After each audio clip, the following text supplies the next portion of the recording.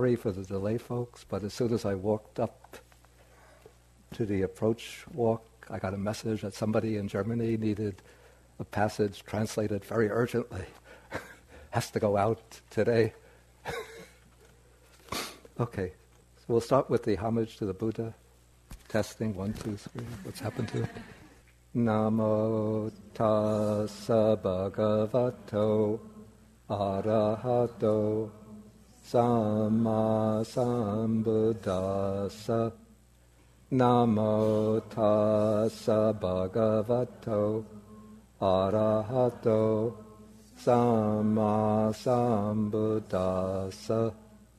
Namo tassa bhagavato arahato samma sambuddhassa. Okay, I'm supposed to speak this morning about what's called the Abhidhamma. And now the Abhidhamma is sometimes considered like the super advanced teaching in Theravada Buddhism. It's a little bit like the Theravada equivalent of the esoteric teaching. And so normally it's expected that one has studied the teachings of the Sutta Pitaka before one goes on to the Abhidhamma Pitaka. But today, because this is the only day that I could be here, so they asked me to speak about the Abhidhamma, then I understand over the following days that you'll have classes on the 5 aggregates, karma and rebirth, Buddha's cosmology, dependent origination. Those are the teachings that are supposed to pave the way for the Abhidhamma. So if some of the things that I say seem a little unfamiliar to you, a bit disjointed, please don't worry and don't run out the door. When I was living in Sri Lanka, I lived in a place called the Forest Hermitage. It's in a forest outside the town of Kandy. And I stayed together with a great German monk. His name was Venerable Nyanaponika Thera. And we had a bookcase which was located against a wall, and the wall is made out of stone. Now, a particular problem that we find in living in the woods, forest in Sri Lanka, every once in a while one notices between the slabs of the bookcase against the wall, one sees these, looks like trails of mud. And when one sees those, one knows that that means that there are termites coming. And visually we trace the trail of mud to see where it's leading. And then when we pull out the books on which the trail of mud converges, then we find that there are termites, a bunch of termites inside, eating up the pages of the books. And what I had noticed, rather interestingly, over the years, when we had these invasions of termites, generally they went for the books on Abhidhamma in Sinhala script, the Sri Lankan script, and in Burmese script.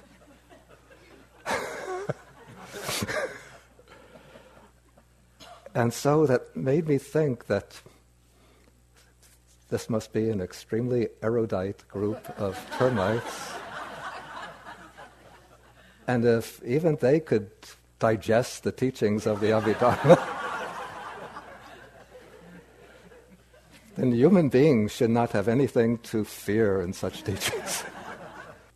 So don't be discouraged, and if you find some of this material is getting dry, obscure, just think to yourself, if it could provide nourishment for termites, it can be nourishing for me. And if termites can find it tasty, perhaps I can find it tasty also. Okay, I want to say a little bit about my approach to studying and presenting the Abhidhamma. Because usually within the Theravada tradition, when people teach the Abhidhamma, what they do is to rely upon a particular compendium or summary of the Abhidhamma system, which was written in the 12th century. It's ascribed to an elder named Anuruddha, and it's called the Abhidhammatta Sangaha, which would be something like a manual of Abhidhamma. Okay, so this is a very useful summary of the whole system of the Abhidhamma in about 50 pages. And it's used as the introduction for teaching the Abhidhamma within the traditional Theravadan countries. But the Abhidhammata Sangaha was composed in the 12th century, and the key texts or the core texts of the Abhidhamma are the texts of the Abhidharma Pitaka, which appeared perhaps 2nd century. So there's something like 14 centuries between the actual canonical Abhidhamma and the summary of the Abhidhamma, whereas there are about 2 or 3 centuries between the time of the Buddha and the compilation of the Abhidhamma Pitaka. So I like, rather than to present Abhidhamma through the lens of this 12th century manual, to go directly to the canonical texts and explore what's going on in the texts on the basis of the canonical Abhidharma.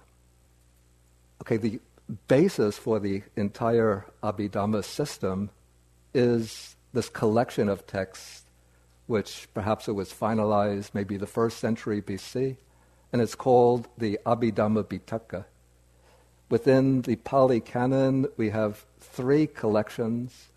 One is called the Sutta Pitaka, which is the collection of discourses by the Buddha and by, in some cases, the Buddha's disciples, like Sariputta, Ananda, Mahakassapa, and so on. Then there is the Vinaya Pitaka, which is the collection of regulations, rules and regulations for the monastic order. Then there's the Abhidhamma Pitaka. And so the 2 collections which are concerned with Dhamma rather than with discipline are the Sutta Pitaka and the Abhidhamma Pitaka. Maybe I should write this. This forces me to be especially mindful. Okay, then based on the Abhidhamma Pitaka, they're developed over several centuries a series of commentaries on the Abhidhamma, because the Abhidhamma canonical texts are somewhat written in a somewhat obscure style, because these texts were originally transmitted verbally through memorization and oral transmission. And so when you're producing a text that has to be orally transmitted, you can't have lengthy, complex explanations, but you have to reduce the teaching to fixed, schematic type of formulas. So for that reason, a body of commentaries developed to explain the Abhidhamma. And then, you see, the trick in being a commentator is to leave some sentences deliberately a little bit obscure, so that then you have pupils and you explain it to the pupils and you tell your pupils, you write a commentary on my commentary. And so the commentaries would sometimes leave passages a bit obscure or need a further elaboration. So this led to a body of texts which was called the Abhidhamma sub-commentaries, or in the Indian languages they call them the Abhidhamma Tikas. But then, several generations or centuries later, they say that the intellectual capacities of humankind started to deteriorate, and they couldn't learn so much literature, and the students must have been complaining to their teachers, "Man, you expect me to learn so many texts? I can't even get my foot in the front door, and I'm being examined on canonical text, commentaries, tikas. Help me." So then, later generation, there appeared texts which they call the Abhidhamma summaries. That's DH. But guess what happened with the Abhidhamma summaries? No, not further reduction. Exactly. So then there had to appear the pupils of the authors of the Abhidhamma summaries would think, our teacher is really mystifying us, but we understand what he's trying to say, so we'll write commentaries on his summaries. And then what happened to those commentaries? before the termites got there. Sub-commentaries. So in this way, we get this great body of Abhidhamma literature going through stages of expansion, contraction, expansion again.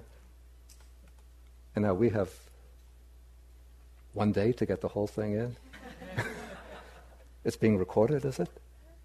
So somebody can write an Abhidhamma commentary for an Abhidhamma summary for the 21st century for busy people who are on the move. Okay, now there's two attitudes that you find in the Theravada world towards the Abhidhamma, sort of two polar, diametrical opposites. One you find especially amongst Burmese monastics, that is, the Sutta Pitaka are the Buddha's discourses to the common people. When the Buddha was explaining the Dhamma, he had to make many concessions to the limited capacities for understanding of ordinary people. So the Buddha had to speak in conventional language. And so the Sutta Pitaka is just a kind of provisional or expedient teaching. But when you want to get to the real deal, you study the Abhidhamma Pitaka. That's the Burmese. One finds that attitude very often in Burma. And so many of the Burmese, when they come to the Dhamma, they're immediately introduced to the Abhidhamma, usually through the summaries. So that's one attitude.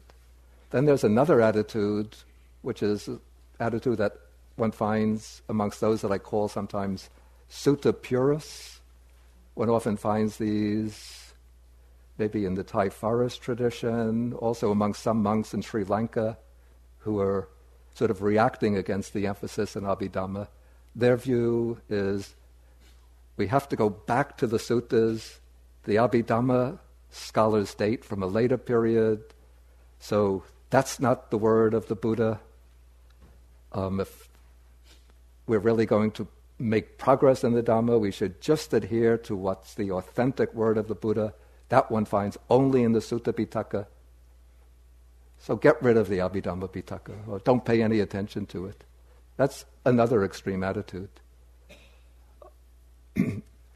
My own sort of attitude is based on what I would call a historical understanding of Buddhism, which is to try to see that Buddhism naturally undergoes stages of historical development in which teachers are trying to bring out different aspects, to extract different aspects, implications, potentialities in the original teaching, and to explore their significance. So I see that kind of expanding process of investigation and understanding is taking place. And this is why I tend to approach the Abhidhamma first through the strata of the canonical texts and try to see what is going on in these texts. What are the founders of the Abhidhamma system trying to do with these texts? Within the Theravada tradition, the commentarial tradition, there's an account which says, and this is accepted by many traditionalists, that the Abhidhamma Pitaka was actually taught by the Buddha. But there's a little sort of legend that explains how the Buddha taught the Abhidhamma. I think the inheritors of this tradition realized that they couldn't say that the Buddha taught the Abhidhamma Pitaka to human beings. And so there's a story that the Buddha's mother passed away 7 days after he was born, and after she passed away, she was reborn in one of the heavenly worlds, the Tusita heavenly world. Then after the Buddha became enlightened and was well established as a teacher, on one occasion he wanted to repay the kindness of his mother for giving birth to him. And so he decided to spend the 3 months of the rainy season in the heavenly realms, teaching the Dhamma to his mother. And so that rainy season, at the beginning of the rainy season, the Buddha ascended to the heavenly world, and when he arrived there, all of the deities or devas from many world systems assembled around him with his mother at the head of this group of devas. And on that occasion, the Buddha taught the Abhidhamma to all of the deities, the devas. But each day, the Buddha would have to go on alms round in the human world. I guess he was not able to subsist on the kind of food that the deities subsisted on. So what he would do would be to create a double of himself, which would remain in the Deva world, teaching the Abhidhamma, while the Buddha would come down to the human world to go on alms round in one of the northern provinces so that he wouldn't be recognized there. And each time the Buddha did this, his disciple Sariputta would come to see him, and the Buddha would teach Sariputta an outline of the teaching he had given that day in the Deva world. And so then Sariputta received the outline of the Abhidhamma from the Buddha and then expanded and elaborated it into the Abhidhamma that we have today. Then at the end of the 3 months rain retreat, the Buddha came back into the human world. So this seems to be a kind of legend intended to validate the Abhidhamma as word of the Buddha. But also I think underlying that legend, there might be a kernel of historical truth which ascribes a special significance to Sariputta's relationship to the Abhidhamma.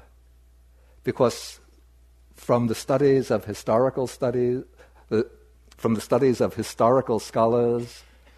the dominant conjecture is that the Abhidhamma that we have today would have developed or evolved within the lineage or chain of teachers stemming from Sariputta. And so what I'm trying to do now in this first session is to look at the teachings from the Sutta Pitaka, which could have been functioning as the seeds out of which the Abhidhamma developed. To see what are the features of the Abhidhamma that we can already see foreshadowed within the Sutta Pitaka. You know that the texts within the Sutta Pitaka are incorporated into 4 collections, actually 5 collections, and we call these collections Nikāyas. The word Nikāya does mean a collection. So we have Digha Nikāya, the long collection, Majjhima Nikāya, the middle-length collection, Samyutta Nikāya, the collection of thematically connected discourses, and then Anguttara Nikāya, the collection of suttas which are organized according to a numerical scheme. Now within the Nikāyas themselves, we find the word Abhidhamma used. So Abhidhamma is, the word itself is not an invention of later thinkers, but one finds in some suttas an expression, the monks were engaged in Abhidhamma Kattang. That means the monks were engaged in talk on Abhidhamma or a discussion of Abhidhamma.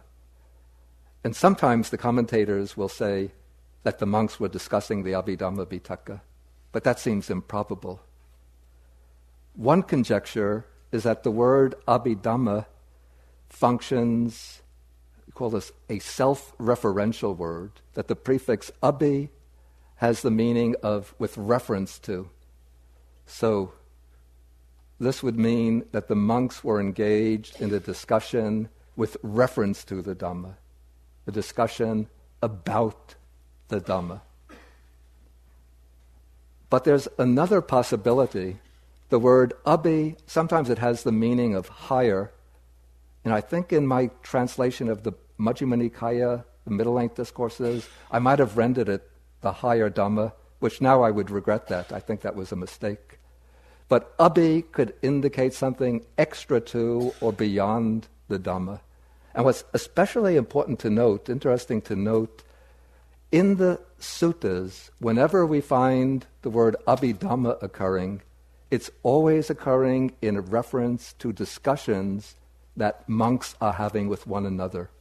We don't find On this occasion, the Buddha was teaching Abhidhamma to the monks. It's always, I think it's always, the monks were engaged in a discussion about the Abhidhamma. Or the Buddha himself might say, now on some occasion, you monks might be involved in a discussion about the Abhidhamma. But it seems to always be something going on between the monks, amongst the monks. And so what would we conjecture to be this kind of discussion that the monks were engaged in?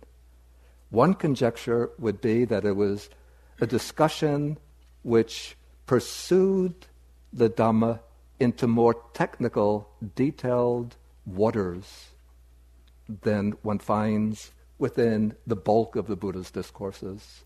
So we could call it perhaps a finer level of analysis of the Dhamma, a more detailed exploration of the implications of the Dhamma. Chose a few examples of some suttas where one finds this kind of Abhidhamma used in what might be this sense. There's a sutta, it occurs in the Majjhima Nikāya, it's number 34. It's called the Larger Discourse on the Gosinga Forest. And the monks are discussing amongst themselves what kind of monk could beautify that forest and where they were living. And each monk is asked a question, and each monk explains according to his own idea.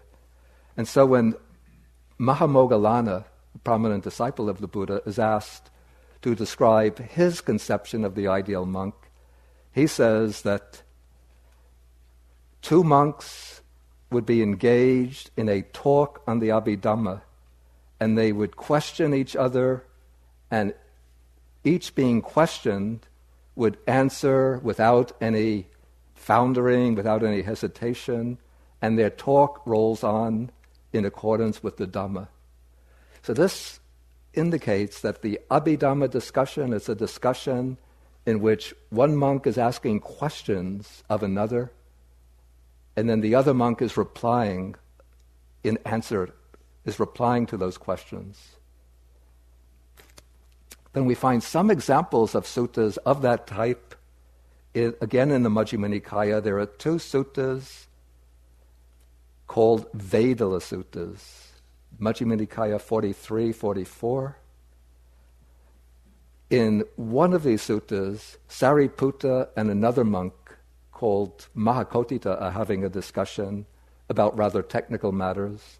And in the second one, there is a bhikkhuni, a nun named Dhammadina, who is having a conversation with a lay supporter, a male lay supporter, named Visakha. In each of these discourses, one asks questions of the other, and the other answers those questions. And the questions are generally dealing with really subtle and deep points, which one doesn't find presented in the usual discourses of the Buddha. So here it seems that they are exploring these subtler issues. So we could say that, or at least speculate, that these types of suttas which involve questions and answers between the monks could have been one seed out of which the Abhidhamma evolved. Another seed is a pair of suttas that occurs at the very end of the Digha Nikāya. These two suttas were compiled by Venerable Sariputta. Apparently this is close to the time of the Buddha's passing away. And already the teacher of the Jains had passed away, and the Buddhists were commenting that after Mahavira passed away, his teaching is starting to break apart. And so Sariputta might have been concerned that once the Buddha passes away, we don't want his teaching to meet the same fate. And so Sariputta set out to collect the Buddha's teachings according to certain numerical schemes. One of them, the Sangiti Sutta, simply arranges teachings according to this typical numerical scheme, going from ones to twos to threes, up to tens, I think. But the second of the two suttas, Digha Nikāya 34, called the Dasuttara Sutta, increasing up to 10, uses a more meaningful pattern for arranging the suttas. It starts off with this numerical scheme, 1s up to 10s, but it presents each numerical group according to, it uses a number of categories. Like there is something which, things that are helpful, things that should be developed, things that should be fully understood, things that should be abandoned, and so on and so on, things that should be directly known, things that should be realized. And then to take an example of that, in the section on the 1s, what